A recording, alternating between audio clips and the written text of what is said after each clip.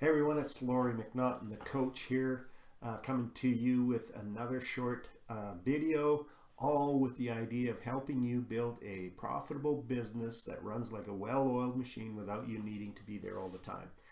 I'm thinking, throwing this out there, that I might call this Coach's Corner, although I might be in conflict with either the CBC or NHL. Over that, I don't know, but I have a corner here and I am a coach, so Coach's Corner. Anyways, I want to come to you today with a different kind of lesson than I have in the past, but I think maybe possibly one of the most important lessons that I could offer up to especially entrepreneurs and business owners, because as I've said before, I've been doing this, it's going to be in January, 18 years. And I've worked with hundreds of business owners and talked to thousands of them. And I gotta say, I don't know that I've ever met a business owner that wasn't stressed out at some level.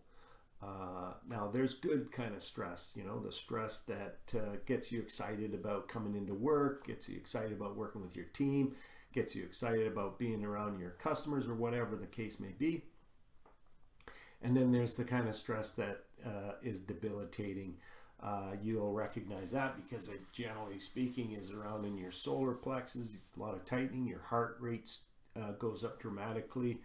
And what happens is your body is being flooded with cortisol and adrenaline because you've gone into survival.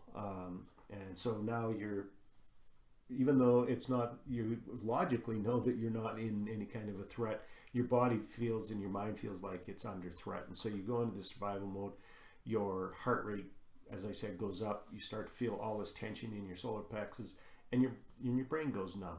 So you're not really able to think clearly, and then develop strategies and ideas around, taking your business, either launching it if you're brand new to business, or you've been in business for quite some time and you're struggling to break through to whatever that level is. Typically that first breakthrough level is going through the $1 million mark, and then 3 million, and then 5, and then 10, and then 20. Anyways, I want to share with you my own personal experience around using meditation to really help control all of that sort of levels of stress, because I've been doing this kind of work for 18 years, and I've gone through periods of time where the stress just seemed to, have a life of its own and get right out of control. And so I started meditating, and I was sort of like a, hobbyist to start with, until the time when I really felt like I had this major breakthrough and going from like this, what I'd call level 10 stress to level 0 stress inside of a half an hour. Now, I know there's all kinds of ideas around meditation out there, 5 minutes a day, 10 minutes. I'm not really subscribed to that. I get up really early in the morning and I spend a significant amount of time meditating every day, just because I just feel it's so beneficial from a mindset standpoint, but also from a physical standpoint, because my body feels lighter, it feels more energetic, and I'm more enthusiastic about taking on the day and taking on the tough tasks. And and I know, because I pretty well talked to all my clients at one time or another about meditation, especially in the last few years. And, almost all of them say, well, I can't shut my brain off. I can't shut my brain off. I, close my eyes and boom, off it goes, chasing toads and chasing squirrels and chasing birds and chasing your dog and, going down 1,000 different directions, all at the same time. And I know that if you're getting that situation, it can feel quite frustrating. But here's the thing, a few techniques to stop that. First of all, you're never going to, unless you're possibly a monk, and I have no idea because I've never actually spoken to a monk, but I don't think you're ever going to shut down your brain completely. And from the people that I've ever talked about meditation with, and I've followed quite a few people online, you never really shut your brain down completely. The idea is to create some space in between thoughts, and you can do that with some tricks like following your breathing. So breathe in deeper, breathe into your diaphragm, and pay attention to the breath as it goes in and the breath as it goes out. And or you can say to yourself, because remember, when you're talking to yourself, you're in the present moment.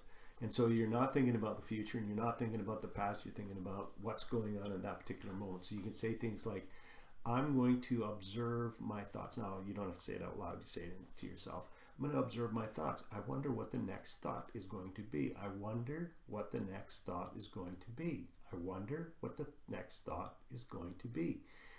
And over, and pretty soon you've trained yourself to stay in the present moment. Now again, because I've been doing this for some time now, and like even this morning when I was meditating, I went down a rabbit hole and I wasn't even aware that I was there until I became aware that I was there. And then I just said, oh, that's interesting. I wonder what my next thought is going to be. I wonder what my next thought is going to be. So I'm not here to tell you how to, I want to give you some tips on how to meditate, but I'm not here to, walk you through it, because otherwise I'd be here for a significant amount of time, and I want my videos to be short and to the point. So if you're having any kind of stress in your life that you don't want to have, seek out meditation practices. And you can go on YouTube and find all kinds of guided meditations. My favorite is Dr. Joe Dispenza. Really, when I came across his meditations, things really started to happen and get exciting. And again, going away from all that stress to going to thinking about a bright future and exciting and fun and adventure, and working with just having a blast.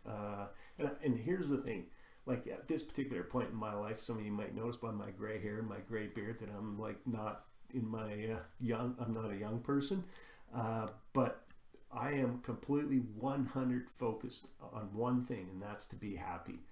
I don't care about anything else, because happiness is number one.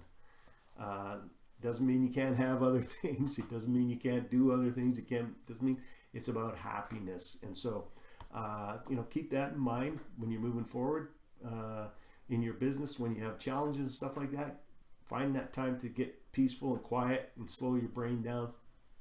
Use those little 2 techniques that I did, or search some other techniques out on the internet, and really just set out with one purpose. I want to be happy first, and success comes as a result of being happy. Happiness doesn't come as a result of being successful. Just about anybody who has money will tell you that. There's a ton of people that have money that are just not happy.